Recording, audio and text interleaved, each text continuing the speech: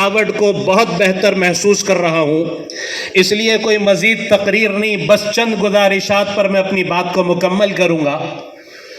جمعیت علماء ہند نے اس وقت اصلاح معاشرہ کے عنوان سے جو یہ کوششیں، جو آج نہیں بلکہ ایک عرصے سے جمعیت اس کوشش کو کر رہی ہے، میں بس مختصر میں اس کوشش کی غرض و غایت کیا ہے، اتنی دیر سے اکابر علماء جو آپ سے مخاطب تھے، یہ آخر ہم سے کیا چاہتے ہیں؟ جمعیت علماء ہند کیا یہ چاہتی ہے کہ اصلاح معاشرہ کے پروگرام کے ذریعے آپ کو جمع کر کر بڑی زوردار تقریریں سنا کر نشستن گفتن برخاستن یہ کہہ کر آپ بھی اٹھ جائیں بڑے اچھے مولانا صاحب آئے تھے اور بڑی زبردست تقریریں ہوئیں اور بہت اچھی باتیں ہوئی، دل خوش ہو گیا، یہ کہہ کر آپ حضرات چلے جائیں؟ کیا یہ ہمارے اصلاح معاشرہ اجلاس کی غرض و غایت صرف اتنی سی ہے؟ کیا چاہتے ہیں ہمارے اکابر علماء؟ ان کے دلوں کا درد کیا ہے؟ کیوں آپ کو لا کر یہاں بٹھایا؟ یہ ساری کوششیں، سارے انتظامات دارالعلوم سے اتنی دور سے ہمارے ان بڑوں کو اس پیرانہ سالی میں، اس ضعف میں، ابھی ہمارے درمیان بمبئی کے ایک معروف مفتی صاحب بات کر رہے تھے، میں نے بہت زمانے بعد ملاقات ہوئی، میں نے کہا حضرت طبیعت بہت ناساز نظر آ رہی ہے، کہاں طبیعت ابھی تو کچھ ٹھیک ہے، پہلے تو اور زیادہ ناساز تھی، ایسی ناساز طبیعت میں، ایسی پیرانہ سالی میں، ایسے حالات میں یہ ہمارے درمیان آ کر کیا چاہتے ہیں؟ میرے بھائیوں، میں ان ساری باتوں کا خلاصہ چند جملوں میں آپ کی خدمت میں عرض کرنا چاہتا ہوں۔ ہمارا آج کا یہ اصلاح معاشرہ کا پروگرام، ان بزرگوں کے خطابات، چونکہ میں آپ عوام میں سے ہوں تو آپ کی سطح پر اتر کر، آپ میں سے ہر ایک سے مخاطب ہو کر، دل تو یہ چاہ رہا تھا میرا کہ ذرا سا اپنی بات سے پہلے مجمع سے کچھ کہلواؤں، چونکہ آپ حضرات سن کر 3 گھنٹے تک سننا یہ کوئی معمولی قربانی نہیں ہے، تو میں تو چاہ رہا تھا ذرا آپ میں سے کہوں کہ ذرا کھڑے ہو کر بتائیں بھائی، یہ اتنا بڑا جو پروگرام کا انعقاد ہوا، اتنی بڑی تعداد میں چیتا کیمپ کا یہ مجمع جمع ہے، اتنی دور سے علماء کو زحمت دی گئی، کیا چاہا جا رہا ہے اس پروگرام کے ذریعے؟ لیکن چونکہ وقت کے دامن میں گنجائش نہیں، وقت سے پہلے اپنی بات کو سمیٹنا، ورنہ تو دل چاہتا ہے آپ میں سے ایک ایک کو کھڑے ہو کر کہلواؤں، مائک آپ کو دیا جائے، بھائی کیا ہم نے اس 3 گھنٹے کے پروگرام سے کیا حاصل کیا، آخر کیا چاہ رہے ہیں جمعیت کے یہ ذمہ دار، یہ ہمارے اکابر علماء کیا چاہ رہے ہیں؟ میرے بھائیوں، سارے 3 گھنٹے کے پروگرام کا خلاصہ، جمعیت کے اصلاح معاشرہ کے جو مستقل اب پروگرام چلیں گے ہفتہ یا 10 دن تک، اس سارے پروگرام کا خلاصہ بھائیوں یہ ہے، یہ ہم سے یہ کہنا چاہ رہے ہیں کہ بھائیوں، جو زندگی ہم گزار رہے ہیں یہ ٹھیک زندگی نہیں ہے، یہ اچھی زندگی نہیں ہے، مسلمان اس طرح زندگی نہیں گزارا کرتا۔ بھائیوں، آج اصلاح معاشرہ کے اس پروگرام میں ہمیں اپنے آپ کو بدلنے کا فیصلہ کرنا ہے۔ ہم یہاں تقریریں صرف سننے کے لیے نہیں آئے ہیں کہ بیان سن کر اٹھ کر جائیں۔ آج ان بڑے اکابر علماء کے درمیان جمعیت یہ چاہتی ہے، اکابر علماء یہ چاہتے ہیں، دیکھیں معاشرہ افراد سے بنتا ہے۔ میں بہت آسان اردو کہنے کی کوشش کروں گا، اللہ کرے میری بات آپ کے دلوں تک اترے۔ میں، اللہ جانتا ہے، کوئی تقریر سنانے اس وقت نہیں بیٹھا ہوں، ایک درد اپنے دل کا آپ کے سامنے رکھنا چاہتا ہوں، اللہ کرے ہم کسی چیز کے مقصد کو سمجھیں، ان پروگرام کی غرض و غایت کیا ہے۔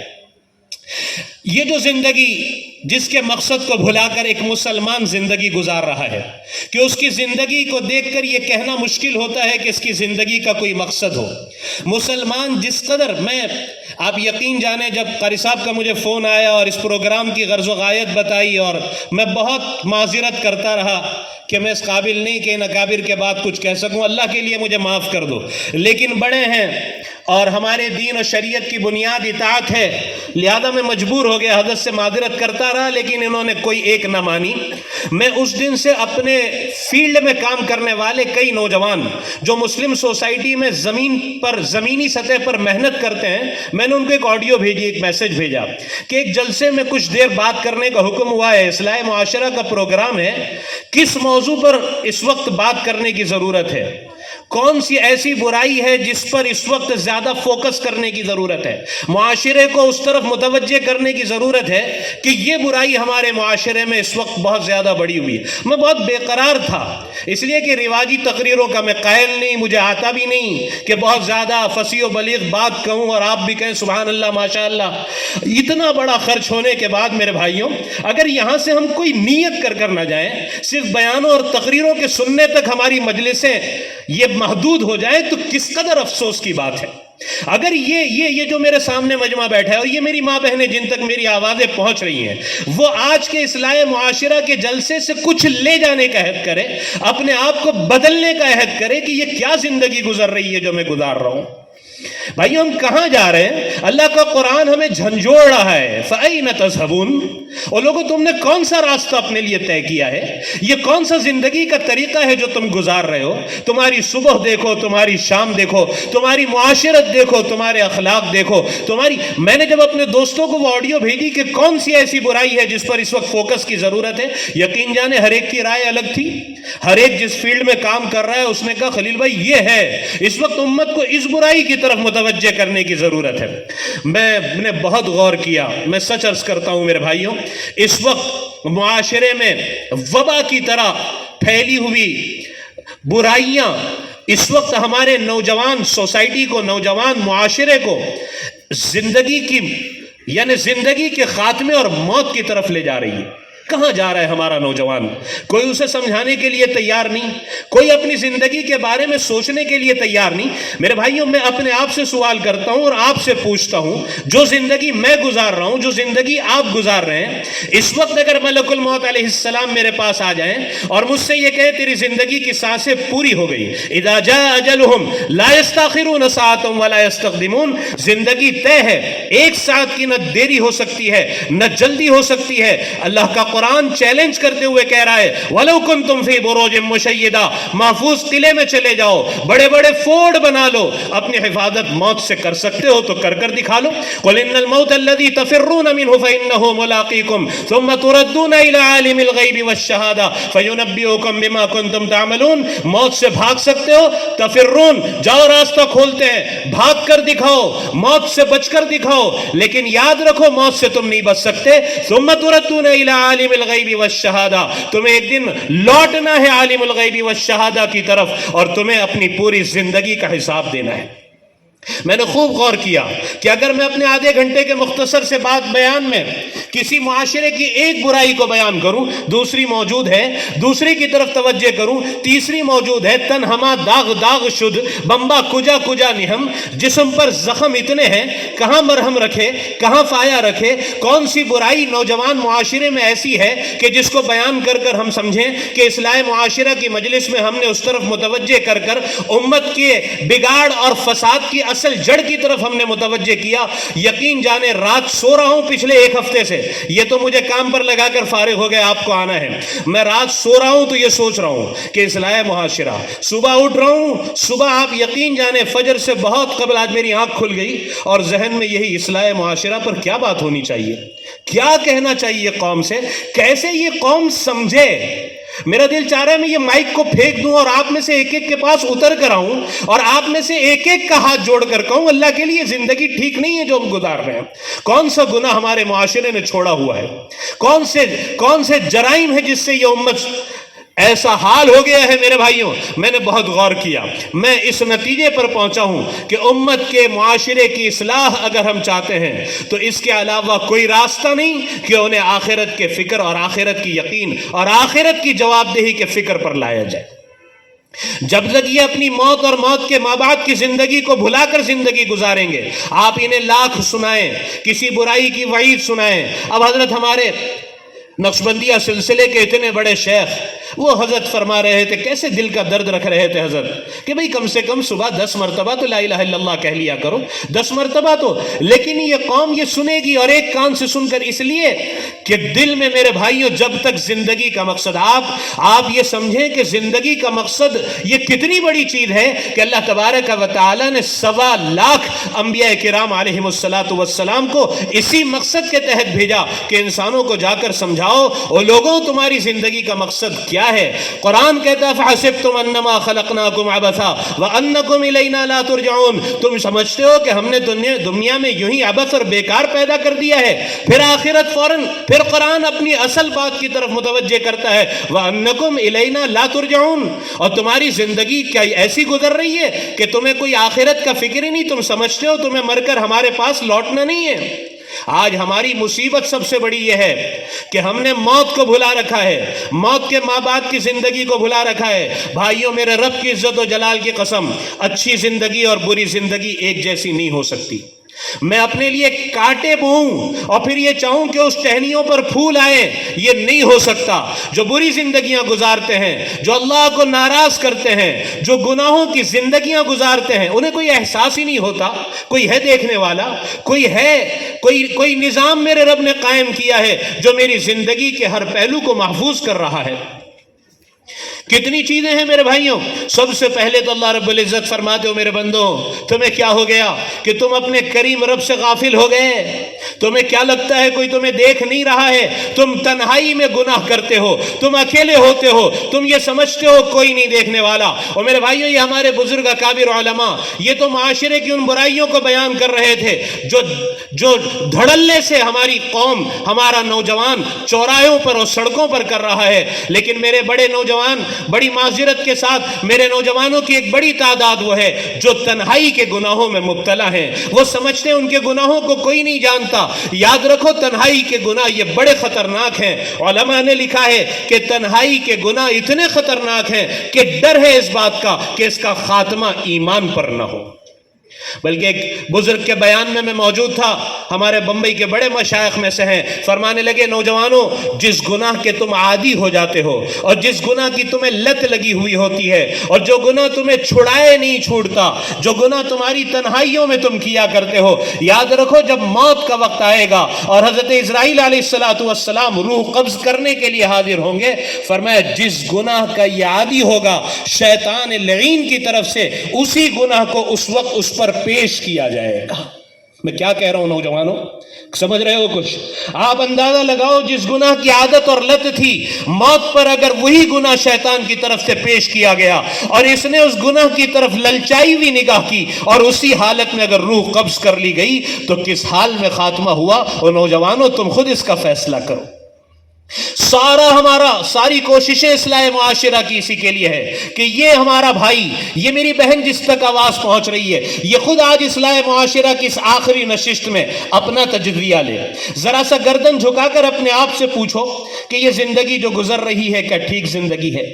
और अगर और याद रखो मेरे भाइयों, सिर्फ ये नहीं है कि आखिरत का मसला है, अल्लाह की कसम आखिरत का मसला बड़े मसलों में से बड़ा मसला है। लेकिन जब जिंदगियां अच्छी नहीं गुजरती, जब अल्लाह की नाफरमानियों के साथ इंसान जिंदगी गुजारता है, अल्लाह के हुक्म को छोड़कर जिंदगी गुजारता है, अल्लाह को भूल कर जिंदगी गुजारता है, अल्लाह पहले इसकी दुनिया की जिंदगी को उजरन बना देते हैं। मईशतन ज़न का फरमाया, हम तुम्हारी दुनिया की जिंदगी को तंग कर देंगे, तुम्हारी जिंदगियों से सुकून और इत्मीनान को छीन लेंगे। याद रखो, दुनिया के किसी बिग बाजार में, दुनिया के किसी सुपरमार्केट में, दुनिया के किसी मॉल में सुकून और पीस नहीं मिलता। कोई आप बताएं कि किसी मॉल में आप गए हो और वहां कहा जाए you want piece, please come here, यहां से आकर सुकून खरीद लो। दुनिया के मालदार कॉस्टली से कॉस्टली, महंगे से महंगे में सुकून खरीदने के लिए तैयार हो जाएंगे, लेकिन ये दुनिया के किसी मॉल में नहीं मिलता, किसी बिग बाजार में नहीं मिलता। तुम्हारी निगाहों में तुम अगर ये समझते हो कि मालदार सुकून की जिंदगी गुजार रहे हैं, आओ मैं तुम्हें बताऊं मालदारों की जिंदगियों की हकीकत। रात को नींद की गोलियां खाकर सोते हैं, करवटें बदलते हैं, बेहतरीन गद्दे हैं, सेंट्रलाइज एसी फ्लैट है, 18 डिग्री टेम्परेचर है, बाहर 40-45 डिग्री टेम्परेचर है, लेकिन उस नरम गद्दे पर खूबसूरत बीवी के बड़ों में लेटकर उस दुनियादार को, उस रब को भूले हुए इंसान को नींद नहीं आती। सुकून का मुतलाशी सुकून दुनिया में तलाश कर रहा है। अरे मेरे भाइयों, सुकून तो यहां था। तुम जिंदगियों को बदल कर देखो, तुम अल्लाह के होकर देखो। मेरे भाइयों, इस्लाह मुआशिरा की ताज़ीम शान जलसे में इन बुजुर्गों के दरमियान अपने आप से भी, मैं भी आप ही के साथ आप ही की कश्ती में शामिल हूं। मैं अपने आप से और आपसे इल्तिजा करता हूं, खुदा के लिए वापस आओ, واپس آؤ میرے بھائیوں، پتہ نہیں زندگی کی کون سی گلی میں آخری شام ہو جائے، موت کا کوئی بھروسہ نہیں میرے بھائیوں، یہ پانی کا بلبلہ پتہ نہیں کب ختم ہو جائے۔ جوانوں کی موت کی خبریں کثرت سے ہمارے کانوں میں پڑ رہی ہے۔ ایک زمانہ تھا ہم سنا کرتے تھے بڑے میاں کا انتقال ہو گیا، چچا کا انتقال ہو گیا، آج جوانوں کی موت کی خبریں کثرت سے ہمارے کانوں میں پڑ رہی ہیں۔ پتہ نہیں میرے بھائیوں کس کا کب وقت آ جائے، کب رب کے دربار میں پیش ہو جانا پڑے۔ زندگی کو بگاڑ کر نہ دنیا میں سکون مل سکتا ہے۔ ہمارے ہندوستان کے ایک بڑے عالم دین ہیں حکیم الامت رحمۃ اللہ علیہ، ایک چھوٹا سا کتابچہ لکھا جزاء الاعمال، دنیا میں گناہ کے 40 نقصانات لکھے کہ اگر تم زندگی کو نہیں بدلو گے، آخرت کے تو عذابات ہیں، موت کے بعد کی زندگی کی ہمیشہ ہمیشہ کی ناکامی تو ہے، لیکن دنیا میں تمہیں اللہ پہلے پکڑیں گے۔ یہ گناہ کا نقصان، یہ گناہ، حضرت نے 40 نقصانات لکھے۔ لوگ کہتے ہیں یادداشت میری حضرت یاد نہیں رہتا، میری کمزور ہو گئی، کہ گناہوں کی وجہ سے یادداشت ختم ہو جاتی ہے۔ امام شافعی رحمۃ اللہ علیہ نے اشعار میں اسے نقل کیا، شکوت الی وکیع سوء حفظی فاوصانی الی ترک المعاصی فان العلم نور من الہی ونور اللہ لا یعاصی۔ یہ ہمارے میرے بہت سارے طلبہ بھی یہاں بیٹھے ہوئے ہیں، میں ان سے کہتا ہوں تم نے حفظ کیا لیکن آموختہ سناتے ہوئے تم آگے پیچھے ہو جاتے ہو، وجہ کیا ہے؟ تم سبق کی بار بار تکرار کرتے ہو، قدوری کا پیپر ہے، ہدایہ کا پیپر ہے، تکرار پر تکرار ہو رہی ہے، لیکن امتحان میں کچھ پیپر میں پرچے پہ وقت کچھ یاد ہی نہیں رہتا۔ کیا وجہ ہے؟ علماء نے لکھا ہے گناہ انسان کے حافظے کو کمزور کر دیتا ہے۔ میرے بڑے بھائیوں، بڑے بڑے تاجر بھی نظر آ رہے ہیں، تجارت سے منسلک میرے بڑے بھائی بھی نظر آ رہے ہیں۔ میں کہتا ہوں لوگ اکثر کہہ رہے ہیں کاروبار میں ناکامی ہے اور کاروبار میں پریشانی ہے، لاک ڈاؤن کے بعد میرا کاروبار سیٹ ہی نہیں ہو سکا، بہت لاس ہو گیا، بہت قرضہ ہو گیا۔ علماء فرماتے گناہوں کا یہ نقصان ہے کہ گناہ کی وجہ سے انسان مقدر کی روزی سے محروم کر دیا جاتا ہے۔ اس لیے بھائیوں، میں آپ سے جیسے عرض کر رہا ہوں، میں بیان نہیں سنا رہا، میں بیٹھے بیٹھے بار بار اللہ میری بات میرے دل میں بھی اتر جائے، میں اپنے آپ کو بدل لوں۔ یاد رکھو اللہ کا قرآن کہتا ہے کہ جب تک یہ اپنے آپ کو بدلنے کے لیے تیار نہیں ہوں گے کوئی نہیں بدل، یہ ہمیں فیصلہ کرنا پڑے گا، ہمیں ان جلسوں کی غرض و غایت کو سمجھنا ہوگا۔ آپ کو بیان سنانے صرف نہیں بلایا گیا، اللہ کے لیے میں کہوں کہ نہیں، میں آج سے وہ زندگی نہیں گزاروں گا جو زندگی میں گزارا کرتا تھا، ورنہ اللہ کی قسم جب موت کا وقت آئے گا اس وقت افسوس ہوگا۔ اگر یہ دنیا صرف ہوتی اور مر جانا ہوتا تو میں آپ سے اس سے پہلے بھی کئی بار کہہ چکا ہوں، میں آپ سے ضرور کہتا کہ لوگوں انجوائے کرو، دنیا کی چھوٹی سی زندگی ہے، کرو جیسے گزارنا ہے زندگی گزار لو، چھوٹی سی تو لائف ہے، پھر ہم مر جائیں گے۔ لیکن اللہ کی قسم، اور پھر کہتا ہوں اللہ کی قسم، اور پھر کہتا ہوں اللہ کی قسم، مر کر مرنا نہیں ہے، مر کر دوبارہ زندہ ہونا ہے، اس رب کے دربار میں پیش ہونا ہے۔ فَمَن يَعْمَلْ مِثْقَالَ ذَرَّةٍ خَيْرًا يَرَهُ وَمَن يَعْمَلْ مِثْقَالَ ذَرَّةٍ شَرًّا يَرَهُ۔ اصلاح معاشرہ کو سمجھو،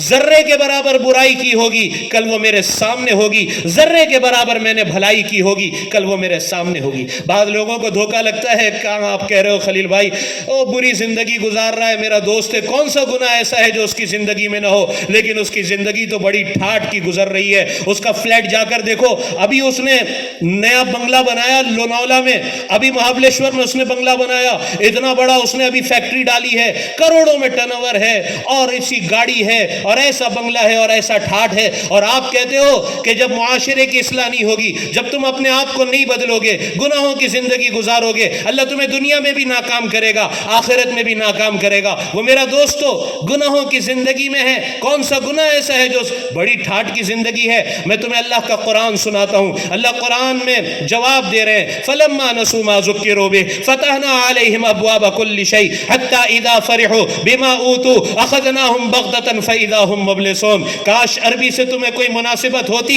یہ ہمارے، میں اس آیت کو پڑھ رہا ہوں میرے رونگٹے کھڑے ہو رہے ہیں، کیا انداز ہے قرآن کا، کیسے دھمکی بھرے لہجے میں قرآن کہہ رہا ہے، فَلَمَّا نَسُوا مَا ذُكِّرُوا بِهِ، جب انہوں نے بھلایا ہماری باتوں کو۔ معاشرے کی اصلاح فرد کی اصلاح سے ہوگی، جب تک افراد اپنی اصلاح کے لیے تیار نہ ہو معاشرے کی اصلاح ناممکن ہے۔ یہ مجمع میرے بھائی اور یہ میری بڑی تعداد میں جمع بہنیں اگر آج یہ طے کر لیں کہ ہمیں اپنے آپ کو آج سے بدلنا ہے، اللہ کی قسم معاشرے کی اصلاح آسان ہو جائے گی۔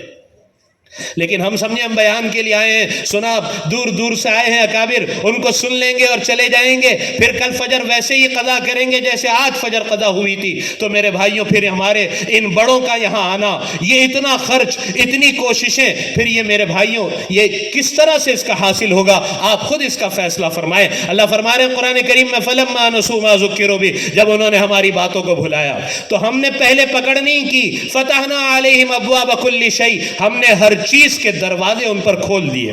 لے دنیا اور لے لے، کاروبار اور لے لے، ایک بنگلہ اور بنا لے۔ جیسے آپ نے مچھلی پکڑنے والے کو دیکھا ہوگا، وہ کانٹے میں جب گل میں جب لگا کر پھینکتا ہے اور جب اسے لگتا ہے کہ مچھلی قریب آئی ہے، وہ فوراً نہیں کھینچتا بلکہ وہ ڈھیل دیتا ہے کہ اچھی طرح اس کے گلے تک وہ پہنچے، پھر ایک جھٹکا ہم دے۔ اللہ فرماتے ہم فوراً پکڑ نہیں کرتے۔ فتحنا علیہم ابواب کل شیء، ہم ہر چیز کے دروازے ان پر کھول دیتے ہیں۔ حتی اذا فرحوا بما اوتوا، بہت وہ اس میں مست ہو جاتا ہے، اکڑنے لگتا ہے۔ ھذا من فضل ربی کے بڑے بڑے بورڈ آویزہ کرتا ہے، حالانکہ گناہوں کے بعد یہ نعمتیں مل رہی ہے، اللہ کو ناراض کر کر دنیا مل رہی ہے، خوب مگن ہو جاتا ہے دنیا میں۔ اللہ فرماتے اوتو اخذناہم بغتا، ہم اچانک دفتن اس کی ایسی پکڑ کرتے ہیں کہ اس کو اس کا گمان بھی نہیں ہوتا کہ دفتن ایسی پکڑ بھی ہو سکتی ہے۔ اس سے پہلے کہ اخذناہم بغتا کا کوڑا ہم پر پڑے میرے بھائیوں، اللہ کی دفتن پکڑ کا ہاتھ ہم پر پڑے میرے بھائیوں۔ جہاں ہم یہ سنتے اللہ غفار ہے اور اللہ بہت معاف کرنے والے ہیں، اس میں کوئی شک نہیں میرے بھائیوں، لیکن وہ قہار بھی ہے، بڑی سخت پکڑ والا ہے، اس کی پکڑ سے ڈرنا چاہیے میرے بھائیوں۔ یہ اللہ اپنے بندوں سے چونکہ محبت کرتے ہیں تو ایسے مواقع اپنے بندوں کو فراہم کرتے ہیں۔ اپنے نیک بندوں کو جو مجھ سے پہلے اکابر علماء بیان کر رہے تھے ان کو ہم تک پہنچاتے ہیں، وہ آ کر ہمارے ضمیر کو جھنجھوڑنے کی کوشش کرتے ہیں کہ اللہ کے لیے جاگو۔ یہ کیسی نیند ہے جس سے تم غفلت سے جاگنے کی؟ کون سا اصلاح معاشرہ کا جلسہ ہوگا؟ میں اپنے آپ سے پوچھ رہا ہوں، آپ مجھے بتا دیں کہ اس اصلاح معاشرہ کے جلسے پر ہم اپنے آپ کو بدل لیں گے۔ امام غزالی رحمۃ اللہ علیہ کا وہ جملہ تو مجھے بڑا رلاتا ہے، بڑے درد کے ساتھ فرمایا، میرے نوجوان تو کب جاگے گا؟ تیری نیند کب جاگے گی؟ کون سا دن ہوگا جب تو اپنے آپ کو بدلنے کا فیصلہ کرے گا؟ آگے بڑے درد کے ساتھ فرمایا، اے میرے نوجوان، ہو سکتا ہے وہ کفن کا کپڑا جس میں لپیٹ کر تجھے رشتہ دار اور محبت کرنے والے قبر میں اتاریں گے، ہو سکتا ہے کہ وہ کپڑا مارکیٹ میں فروخت ہونے کے لیے آ چکا ہو۔ میرے بھائیوں کچھ نہیں کہا جا سکتا کب ہمیں قبر میں اتار دیا جائے، اس لیے میرے بھائیوں اذان کا جواب دے لیں، پھر اپنی بات کو سمیٹ کر 1-2 منٹ میں بات کو مکمل کروں۔